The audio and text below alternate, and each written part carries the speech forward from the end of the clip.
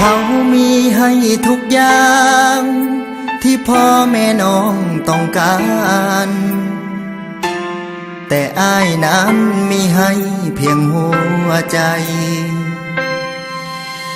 เขามีเบิดทุกสิ่งเป็นที่พักพิงให้เจ้าอาศัยคนจนคืออ้ายต้องยอมหลีกทางถึงว่าอ้ายสิหักเจ้านั้นหลายเพียงใดผลสุดท้ายคืออ้ายต้องถอยห่างแม้ว่าอ้ายสิเจ็บอ้ายก็สิเก็บเอาไว้ลำพัง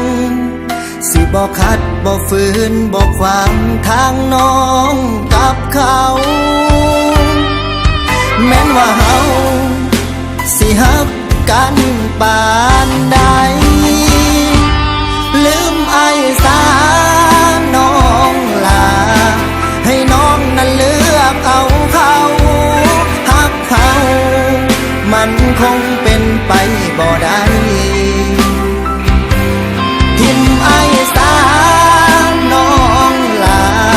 อ้ายอยากให้น้องตัดใจอ้ายมันบ่มีความหมา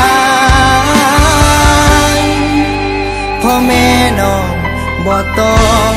การ